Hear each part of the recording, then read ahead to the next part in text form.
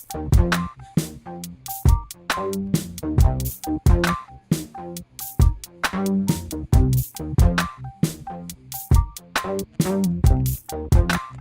Friends, welcome to Gomathi's kitchen. நம்ம இன்றைக்கி சுலபமாக செய்யக்கூடிய மிக்சர் எப்படி செய்யலான்னு பார்க்கலாம். இதை செய்கிறதுக்கு ஒரு 30 நிமிஷம் தான் ஆகும். வாங்க இதை எப்படி செய்யலான்னு பார்க்கலாம். அதுக்கு தேவையான பொருட்கள், இப்போ 1 கப் பிளெயின் கார்ன்ஃப்ளெக்ஸ் எடுத்து வச்சுருக்கேன் நான்.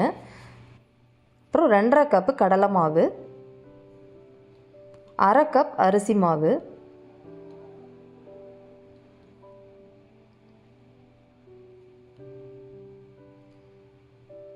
3/4 கப் வேர்க்கடலை, 3/4 கப் அவல், திக்கான அவலாக பார்த்து எடுத்துக்கோங்க. பொட்டுக்கடலை ஒரு 3/4 கப், கருவேப்பிலை கொஞ்சம்,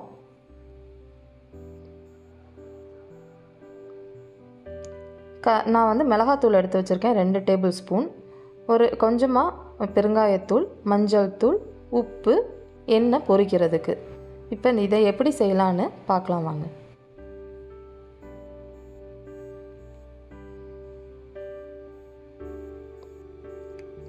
இப்போ நம்ம ஓமப்பொடிக்கும் காராபூந்திக்கும் மாவு பிசையணும். இப்போ காராபூந்திக்கு பார்த்திங்கன்னா 1 கப் கடலை மாவுக்கு 1 டேபிள் ஸ்பூன் அரிசி மாவு, கொஞ்சமாக மஞ்சள் தூள், இதுக்கு தேவையான அளவு உப்பு, இது 4ஐயும் போட்டுட்டு நம்ம தோசை மாவு பதத்துக்கு இதை லிக்விடாக கரைச்சி எடுத்துக்கணும். ஓமப்பொடிக்கு பார்த்தீங்க அப்படின்னா 1 கப் கடலை மாவுக்கு 1/4 கப் அரிசி மாவு, கொஞ்சமாக மஞ்சள் தூள், தேவையான அளவு உப்பு. இதில் காரம் பிடிக்கும் அப்படிங்கிறவங்க கொஞ்சமாக மிளகாத்தூள் கூட சேர்த்துக்கலாம். பட் நான் இன்றைக்கி மிளகாத்தூள் அதில் சேர்க்கலை. ஃபஸ்ட்டு ரெண்டையுமே எல்லா இன்க்ரீடியன்ஸும் மிக்ஸ் ஆகிற அளவுக்கு இந்த மாதிரி மிக்ஸ் பண்ணிக்கலாம் ஃபஸ்ட்டு. அதுக்கப்புறமா நம்ம தண்ணி ஊற்றி பிசைஞ்சுக்கலாம்.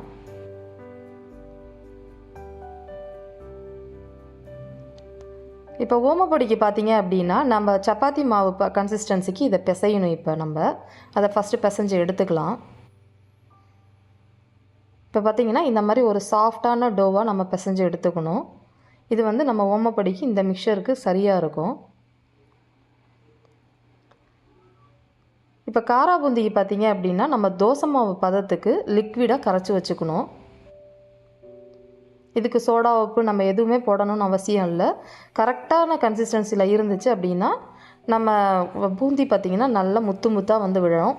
நிறைய தண்ணி ஊற்றிட்டிங்கன்னா ஒரு வாள் வந்த மாதிரி நீளமாக விழ ஆரம்பிச்சிரும். அதனால் கன்சிஸ்டன்சி அதுக்கேற்ற மாதிரி பார்த்துக்கோங்க. இந்த கன்சிஸ்டன்சியில் இருந்தது அப்படின்னா நல்ல பால் மாதிரி வரும். இப்போ நம்ம மிக்சர் செய்கிறது எப்படின்னு பார்க்கலாம். காராபூந்திக்கு பார்த்திங்கன்னா அப்படின்னா இந்த மாதிரி ஒரு கரண்டி இருந்துச்சு அப்படின்னா நம்ம காராபூந்தி செய்கிறதுக்கு ஈஸியாக இருக்கும். ஓமப்பொடிக்கு பார்த்திங்கன்னா இந்த மாதிரி மெலிசாக சின்ன சின்ன ஓட்டையாக இருக்கிற கிச்சன் ப்ரெஸ்ஸாக இருந்தாலும் சரி, இப்போ உங்கள்கிட்ட முறுக்கு பெரிய ப்ரெஸ்ஸாக இருந்தாலும் சரி, எதுவாக இருந்தாலும் யூஸ் பண்ணிக்கலாம். இப்போ ஃபஸ்ட்டு நம்ம ஓமப்பொடி செஞ்சு எடுத்துக்கலாம்.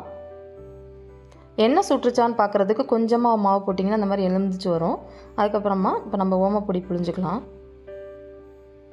ஓமப்பொடியும் ரொம்ப திக்காக எல்லாத்தையும் ஒரேடியாக பிழிஞ்சிட வேண்டாம். ஒரு லேயர் வந்தோடனே நம்ம ஸ்டாப் பண்ணிடலாம். இது பார்த்திங்கன்னா குறைஞ்சது ஒரு 1லேருந்து 1.5 நிமிஷத்துக்குள்ளே இது சீக்கிரம் வெந்துடும். உடனேயும் திருப்பு போட வேணாம். ரொம்ப நேரமாக டார்க் கலராகவும் எடுக்காதீங்க. இந்த சைடு கொஞ்சம் பபிள்ஸ் அடங்கினோன்னா அடுத்த சைடு திருப்பி போட்டு எடுத்துடலாம்.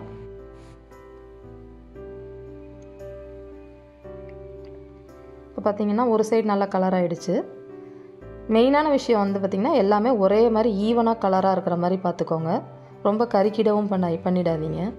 இப்போ பார்த்திங்கன்னா பபிள்ஸ் அடங்கிருச்சு. ஓமப்பொடி ஒரு நிமிஷத்துலேருந்து ஒரு 1.5 நிமிஷத்தில் ரெடி ஆகிடும். இந்த மாதிரி 2 கரண்டி எடுத்துக்கிட்டிங்க அப்படின்னா எடுக்கிறது ஈஸியாக இருக்கும். எண்ணெயும் வெளியில் தெளிக்காது. நம்ம இப்போ எண்ணெயில் எடுக்கிற எல்லாத்தையுமே ஒரேடியாக போட்டுடலாம். ஒன்றா சேர்த்து போட்டுருவோம். இப்போ காராபூந்தி பார்த்திங்க அப்படின்னா இந்த காராபூந்தி கரண்டியில் மாவு ஊற்றுனீங்க அப்படின்னா பார்த்துங்க முத்து முத்தாக விழுது பார்த்திங்களா.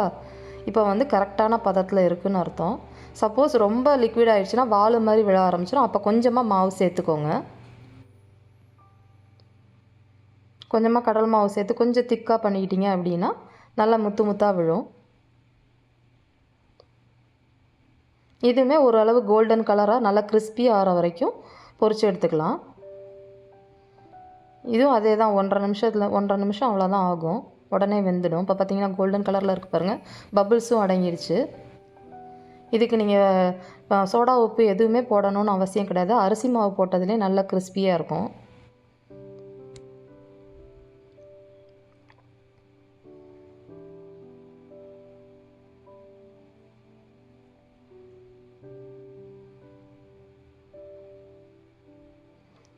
நம்ம எடுக்கிற எல்லாத்தையுமே ஒரே இதிலே போட்டுடலாம். இப்போ பார்த்தீங்க அப்படின்னா நான் மற்ற இன்க்ரீடியன்ஸ் எல்லாம் வந்து வறுத்தெடுக்கிறதுக்கு இந்த மாதிரி ஸ்டெயின்லெஸ் ஸ்டீலில் உள்ள ஸ்டெயினரை யூஸ் பண்ணுவேன்.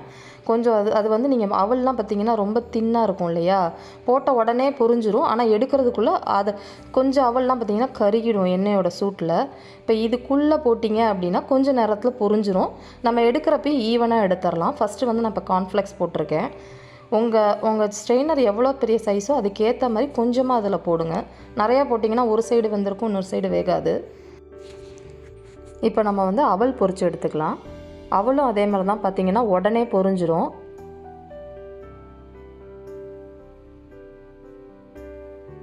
இப்போ நம்ம ஈவனாக எடுத்துடலாம். அதுவுமே இப்போ தனியாக போட்டிங்க அப்படின்னா கலர் சேஞ்ச் ஆகிடும். இந்த மாதிரி நீங்கள் போடுறப்ப பார்த்திங்கன்னா எல்லாமே ஈவன் கலராக இருக்கும்.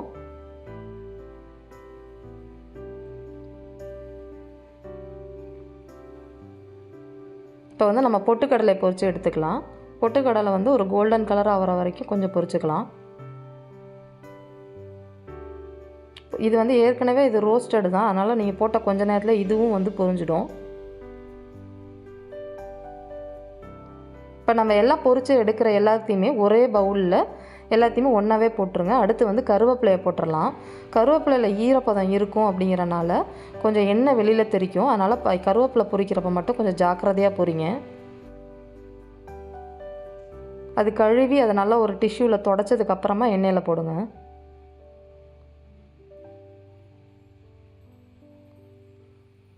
அதையும் எடுத்துடலாம். இப்போ அடுத்து வந்து கடலையை போட்டுக்கலாம். வேர்க்கடலை பார்த்திங்கன்னா வறுத்த கடலை அப்படின்னா உடனே பொரித்து எடுத்துக்கலாம். இது வந்து நான் பச்சை கடலை போட்டனால அடுப்பை வந்து தீயை கொஞ்சம் கம்மி பண்ணிவிட்டு அது நல்லா பொரியிற அளவுக்கு வெயிட் பண்ணுவோம்.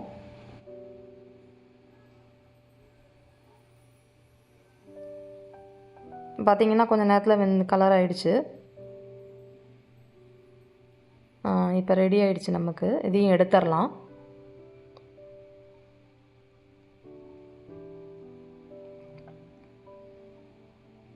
இப்போ நம்ம எல்லா ஜாமானுமே வறுத்து எடுத்தாச்சு. இப்போ மசாலா சாமானை எப்படி போட்டு மிக்ஸ் பண்ணலாங்கிறத பார்க்கலாம். இப்போ பார்த்திங்கன்னா நான் எல்லாமே எடுத்த எல்லா ஐட்டத்தையும் ஒன்றா ஒரே பவுல்லே போட்டு எடுத்து வச்சுருக்கேன். இப்போ இதில் வந்து மஞ்சள் தூள்,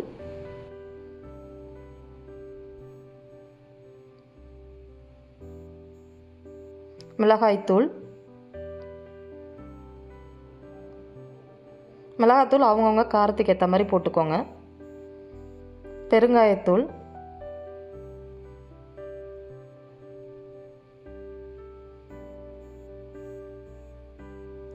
இப்போ நம்ம கார்ன்ஃப்ளெக்ஸு அவலெல்லாம் உப்பு இருக்காது, அதனால் கொஞ்சமாக உப்பும் சேர்த்துக்கலாம். சேர்த்துட்டு எல்லா ஜாமானும் ஒரே ஈவனாக மிக்ஸ் ஆகிற அளவுக்கு நல்லா ஈவனாக மிக்ஸ் பண்ணிடலாம். மிக்ஸ் பண்ணிட்டோம் அப்படின்னா நம்மளோட மிக்சர் வந்து ரெடி ஆயிடுச்சு.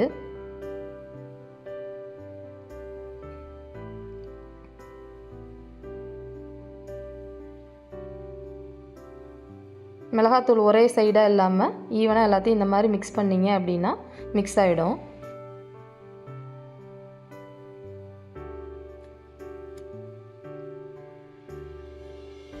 இதிலே கடலைப்பருப்பு, நம்ம முந்திரி பருப்புலாம் போடலாம்.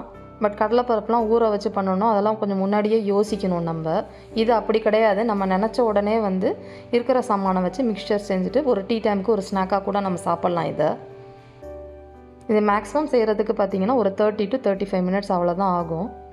வீட்டில் இருக்கிற சாமானை வச்சு நம்ம ஸ்நாக்ஸை வந்து வெரி ஃபாஸ்ட்டாக பண்ணிடலாம். கொஞ்சம் நமக்கு வந்து குளிர்காலத்தில் அந்த மாதிரி ஸ்நாக்ஸ் தேடுறப்ப இதை ஈஸியாக செஞ்சு முடிச்சிடலாம். இப்போ நம்ம வந்து இதை சர்வ் பண்ணிவிடுவோம். கடைசியாக கொஞ்சமாக இந்த மாதிரி கருவேப்பிலை போட்டு சர்வ் பண்ணிவிடுங்க. இந்த மாதிரியே நீங்களும் செஞ்சு பார்த்துட்டு உங்கள் கமெண்ட்டை வந்து போஸ்ட் பண்ணுங்கள். இந்த வீடியோ பிடிச்சிருந்துச்சு அப்படின்னா லைக் பண்ணுங்கள், ஷேர் பண்ணுங்கள். எங்கள் சேனலை மறக்காமல் சப்ஸ்கிரைப் பண்ணுங்கள். தேங்க்ஸ் ஃபார் வாட்சிங்.